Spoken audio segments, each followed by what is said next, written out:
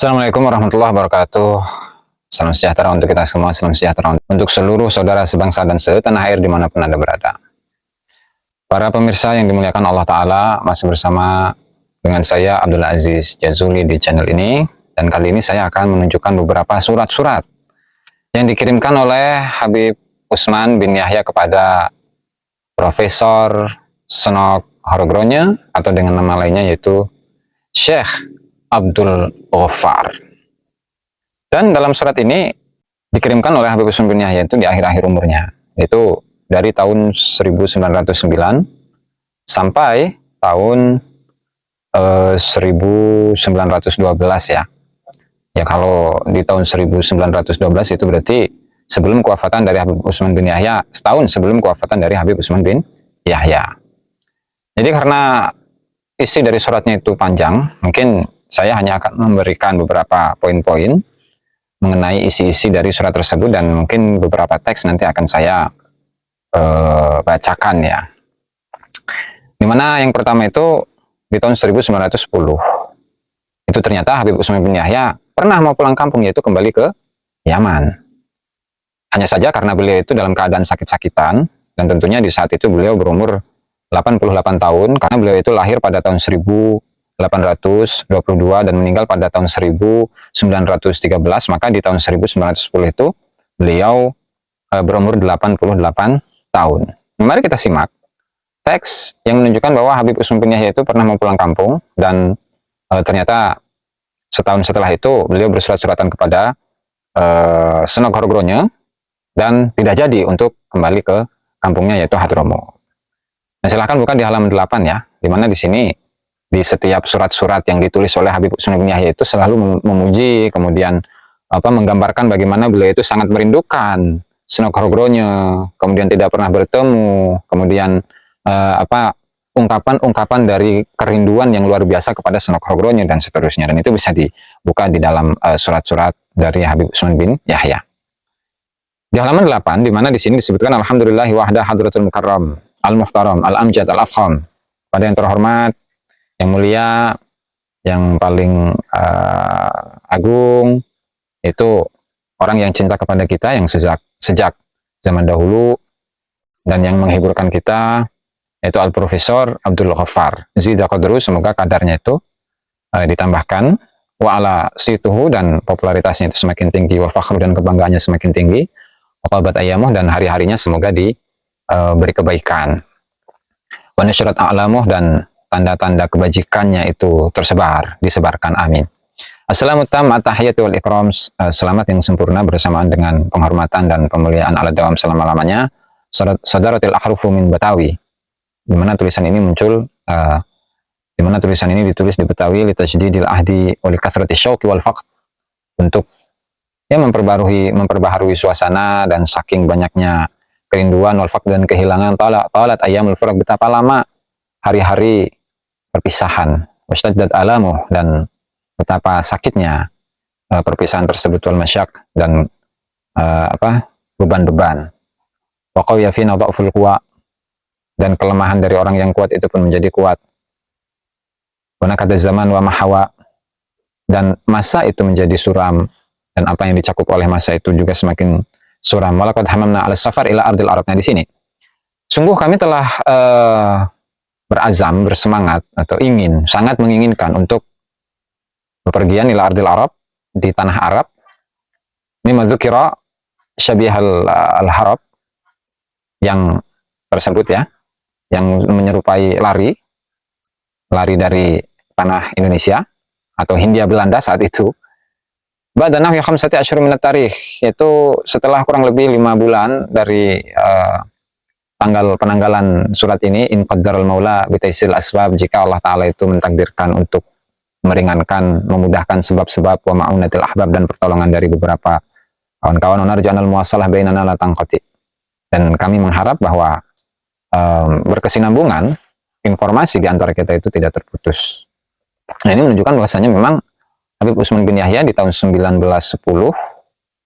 ya, di tanggal 5 April 1920, nah, di mana di situ tertulis ada ilakum wal mushtaq ilaikum, orang yang mendoakan kepadamu dan orang yang merindukanmu, yaitu Utsman bin Abdullah bin Aqil.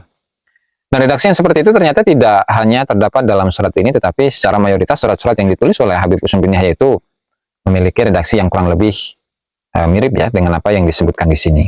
Nah, itu untuk poin yang pertama, di mana Habib Usman bin Yahya itu pernah ingin pulang kampung ke Arab ya.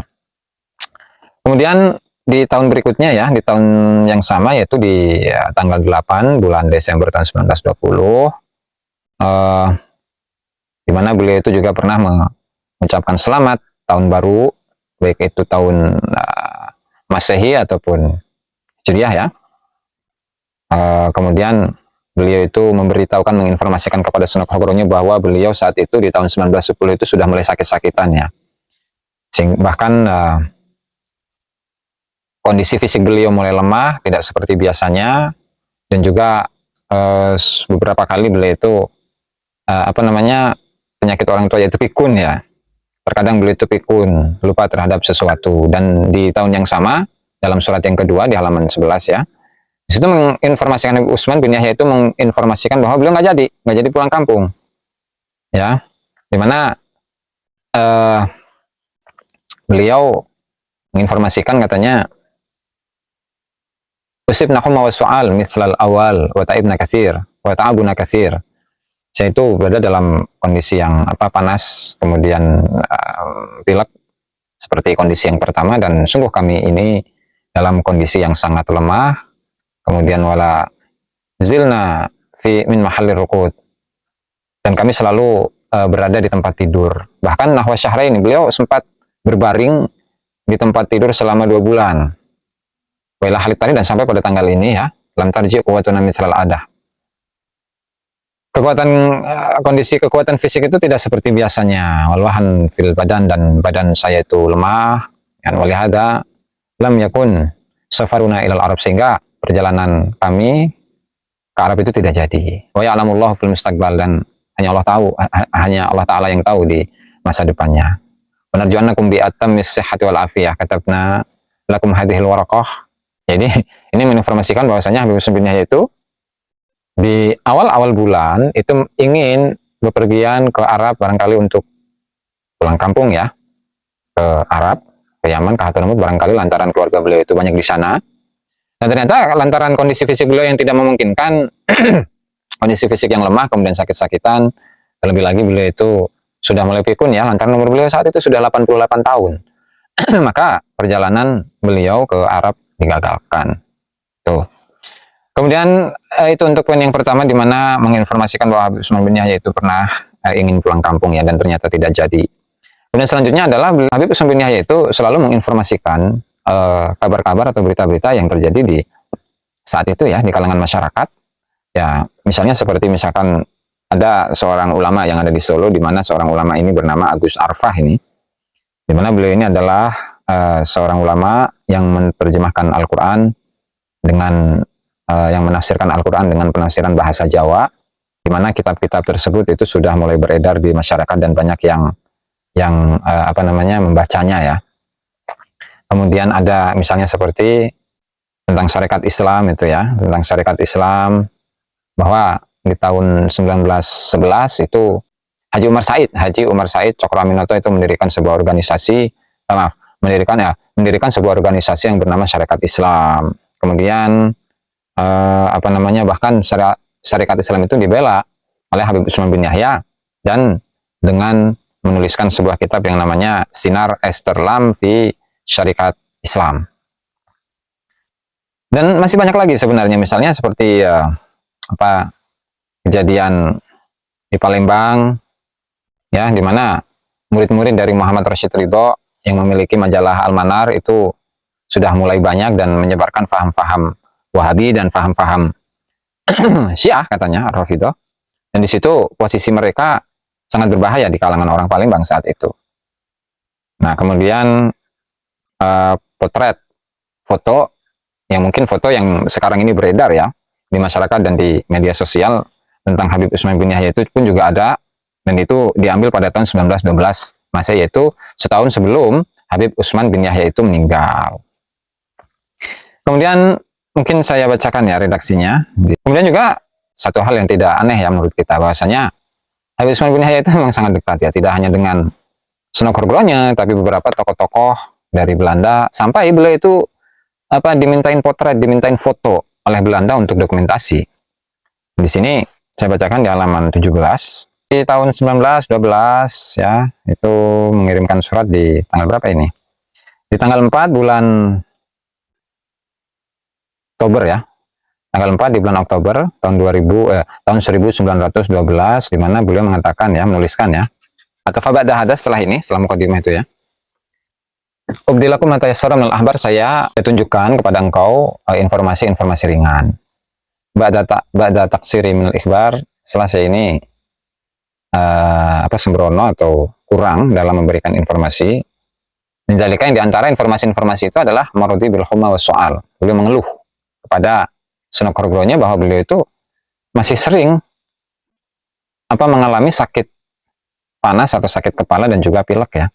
Min syahri Rajab, dari bulan Rajab, wal wahnu ila halit tarih, dan kondisi fisik yang lemah dan sakit itu sampai pada tanggal ini. Kemudian fi akhir Ramadan ja'ana zairin janaba ar-residen Betawi. Kemudian ada beberapa orang yang mengunjungi, yaitu dari pihak residen Betawi. Wajana Cornel van Her wazojatu, yaitu Cornel van Her dan istrinya, wasara dzakarakum bil khairi fil majlis, dan ia menyebutkan informasi tentang engkau Sunan Kalijogo di majlis ya, di tempat, di posisinya. Wa talabu ru'yata kitabikumul aziz, dan dia ini siapa, van Her itu ingin melihat suratnya Sunan Kalijogo, fa'arainahu, maka saya perlihatkan kepada mereka. Wa talabu an yaf'alu potret fi suratina, dan mereka itu ingin mengambil potret ya, foto kami, dan wasuratahu maratan, dan juga ingin memotret Habib Utsman dengan beberapa tokoh Belanda yang mungkin itu juga foto itu beredar sekarang di internet itu banyak ya. Fa'alu, nah kemudian mereka melakukan pemotretan. Cuma jauna di awal Syawal, kemudian mereka kembali lagi ke Habib Utsman bin Yahya untuk perayaan bulan Syawal ya. Cuma ba'da ayyam sirna ila buyutihim mukafatan lahum fafarihu katsiran. Kemudian setelah beberapa hari di bulan Syawal itu, kami kembali mengunjungi rumah mereka untuk membalas kunjungan dengan kunjungan, dan mereka sangat bahagia sekali dengan kunjungan kami, atas kunjungan kami ya. Sehingga di sini memang sudah tidak diragukan lagi bagaimana kedekatan dari Habib Utsman bin Yahya dengan Sunan Kalijogo, dan tidak hanya dengan Sunan Kalijogo saja, tetapi dengan tokoh-tokoh Belanda ya, kemudian residen Betawi saat itu, dan namanya tidak disebut di sini, tapi dengan menyebut siapa, Cornel van Her dan juga istrinya dan juga yang lain, itu pun juga sangat dekat ya, apalagi di bulan Syawal itu ya. Jadi saling mengunjungi antara Habib Utsman bin Yahya dengan beberapa tokoh-tokoh Belanda. Nah, kemudian memang di sisi lain itu ternyata di kalangan Arab itu memang ada beberapa kapten-kapten ya, yang dimana tugas dari kapten ini adalah sebagai ketua kelompok atau ketua kampung yang ditugaskan oleh Belanda untuk mengamankan kampung tersebut. Artinya jika ada sesuatu, misalkan pemberontakan masyarakat ataupun yang lainnya, itu pasti akan dilaporkan kepada Belanda gitu ya. Dan ini memang sudah banyak nama dari beberapa kapiten-kapiten itu. Dan sebelum ke sana, mari kita simak bagaimana penulisan Utsman bin Yahya tentang beberapa kapiten yang ada di Palembang. Ini di halaman 18, di mana surat tersebut ditulis pada tahun 1912 ya. Itu ketika menyebutkan misalkan seperti ini nih. Beberapa informasi yang dilaporkan oleh Utsman bin Yahya itu kepada Sunan Kalijogo, famin dzalika anna talamid sahib jaridat Al-Manar.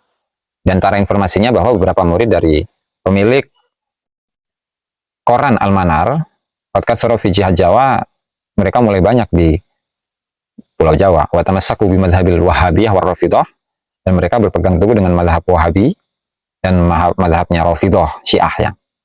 Sahibah, dan pemilik dari koran Al-Manar itu atau surat kabar Al-Manar itu namanya adalah Muhammad Rashid Ridho. Di mana kebiasaan dari Rashid Ridho itu da'buhu yasubuna wa yasubu daulatal Holanda, di mana kebiasaannya itu suka mencaci Habib Utsman bin Yahya dan mencaci maki kerajaan Belanda atau kolonial Belanda, ahyanan seringkali. Jadi memang seolah-olah dari tulisan ini Habib Utsman bin Yahya itu tidak terima ketika Muhammad Rashid Ridho, yaitu pemilik dari surat kabar Al-Manar, itu mencaci maki kepada Habib Utsman dan juga mencaci maki Belanda. Beliau tidak terima sehingga melaporkan hal ini kepada Senok Horgoronyo untuk ditindaklanjuti, yaitu khususnya untuk di Jawa ini adalah para murid-murid dari Muhammad Rashid Ridho. Nah, kemudian beliau menceritakan tentang Palembang. Wafi Palembang qad dakhala madhabuhu Ja'far bin Syah As-Segaf. Nah, bahkan yang mengikuti kepada pendapat Muhammad Rashid Ridho itu ada seorang kapten, yaitu Ja'far bin Syah As-Segaf. Dan beliau itu adalah kapten Arab. Dituliskan di sini ya, beliau adalah kapten Arab dan juga diikuti juga oleh Muhammad bin Hashim Sibti. Nah, kemudian saat itu Habib Utsman bin Yahya memberikan nasihat kepada penduduk Palembang agar penduduk Palembang itu tidak mengikuti apa saja yang menjadi arahan dari Ja'far bin Syah As-Segaf yang merupakan kapten atau kapten Arab, dan juga Muhammad bin Hashim Sibti, agar penduduk Palembang ini sesuai dengan apa yang diinginkan oleh Habib Utsman bin Yahya. Di mana falamma nasahna ala Palembang, ketika kami menasihati penduduk Palembang, la yadkhuluna madhhabahuma, maka mereka ini penduduk Palembang tidak mengikuti madhab atau pendapatnya Ja'far bin Syah As-Segaf dan juga Muhammad bin Hashim Sibti. Kemudian jarrada saydal adawati alaina, di mana pada akhirnya ketika dua tokoh ini mengetahui bahwa Habib Utsman bin Yahya itu memiliki pengaruh di Palembang, maka kedua tokoh ini jelas-jelas memusuhi Habib Utsman bin Yahya, ya kan? Kemudian wasyaka binail hukum, bahkan mengadukan Habib Utsman bin Yahya kepada pemerintah kolonial Belanda saat itu, bahwa Utsman bin Yahya itu melarang sekolah. Di anna nanam sekolah. Bahwa kami Utsman bin Yahya itu mencegah atau melarang sekolah. Wa annana nu'allimu ahla Palembang tariqas syarr. Habib Utsman bin Yahya itu mengajari penduduk Palembang itu jalan keburukan. Nah, kemudian mulailah Habib Utsman bin Yahya menceritakan siapa sih sebenarnya Ja'far ini. Dan Ja'far ini itu siapa sebenarnya? Atau apa yang sudah dilakukan oleh Ja'far? Jadi Ja'far Segaf ya, Ja'far bin Syah Segaf. Wa Ja'far hadza qad ada ahla Palembang. Sementara Ja'far sebenarnya ini dia telah menyakiti penduduk Palembang. Adayat balighah, dengan gangguan yang sangat. Hatta hajara katsirun min Arab Palembang, bahkan banyak dari orang Arab Palembang, nahwa sab'in nafaron, kurang lebih 70 orang itu hijrah atau pindah ke tempat yang lain, min kathrati adayatihi alaihim, lantaran Ja'far ini selalu mengganggu orang-orang Arab yang ada di Palembang. Wa tajaburihi wa ihanatihi lahum, dan dia berlaku sombong gitu ya, angkuh, dan juga Ja'far ini selalu menghina mereka. Qatrafa'u syakwa rakis ila gubernur. Nah, gubernur ya. Dan bahkan mereka itu telah mengajukan pengaduan mereka kepada gubernur. Wa ilalan, tapi sampai sekarang mereka itu tidak mahasulu qabulan wala jawaban. Sampai saat ini mereka tidak mendapatkan penerimaan dari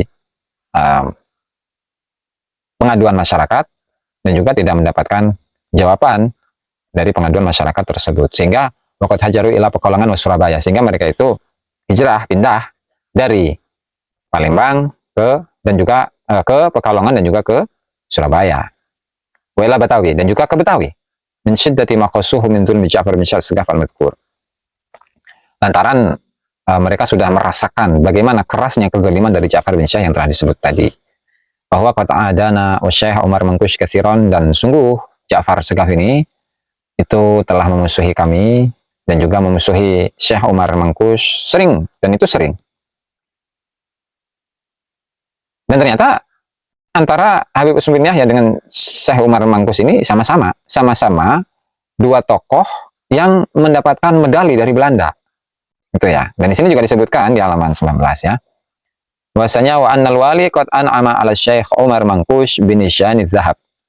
Dan sesungguhnya pemimpin atau pemerintah saat itu telah memberikan kenikmatan kepada Umar Mangkush, yaitu berupa pemberian medali emas kepada Umar Mangkush. Ya kan? Jadi memang dari isi surat ini ya bisa kita simpulkan bagaimana kedekatan Habib Utsman bin Yahya kepada Belanda, dan juga memang tidak hanya Senok Horgoronyo saja yang dekat dengan Belanda, yang dekat dengan Habib Utsman bin Yahya, tapi juga banyak dari tokoh-tokoh dari Belanda yang dekat dengan Habib Utsman bin Yahya. Dan selain itu ternyata tidak hanya Habib Utsman bin Yahya saja yang diberikan penghargaan berupa medali emas ya, medali salib emas dari Belanda, tapi juga Umar Mangkus itu pun sama mendapatkan medali juga dari Belanda. Maka ada yang ketinggalan, yaitu berapa banyak orang yang menjadi kapten Belanda saat itu. Ada 5 lembar dan sebenarnya banyak kalau dihitung satu persatu itu ya, dan itu dimulai dari 1880.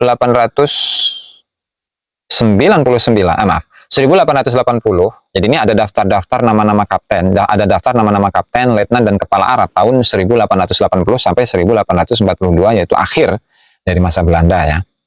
Itu memang ada beberapa tempat ya, misalnya ada di Lombok, kepala Arab Ampenan di Lombok, kemudian letnan Arab Banda Neira, kemudian kapten Arab Ambon, letnan Arab Ternate Tidore Bacan, letnan Arab Kupang Timur Selatan, kemudian letnan Arab Wai Ngapu Sumba, kepala Arab Bima Sumba, kemudian kapten Arab dan Koja di Batavia, kemudian letnan Arab di Batavia, letnan Arab di Bogor, Buitenzorg Bogor.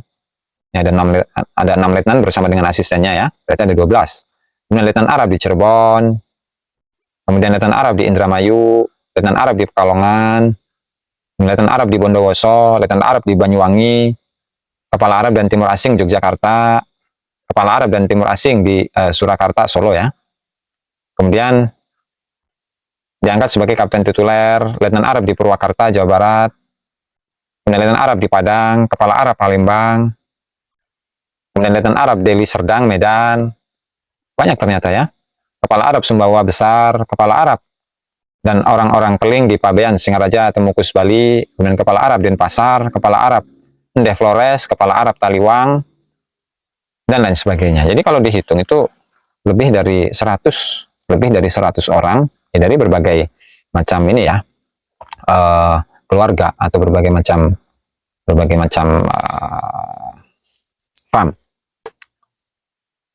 Mulai dari ada Maula Khela, ya kan, kemudian ada bin Syihab, kemudian ada Bahaswan, ada Albar, ada Asgaf, ada Al-Hadar, ada Al-Jufri, ada Ba'agil, kemudian ada apa ini, Al-Jufri tadi ya, ada Al-Muhdar, ada Al-Idrus, ada Al-Aidid, kemudian tadi Umar bin Yusuf Mangustin ya, ada itu, kemudian Bahaswan, ada Al-Habsyi ya, ada Bajre,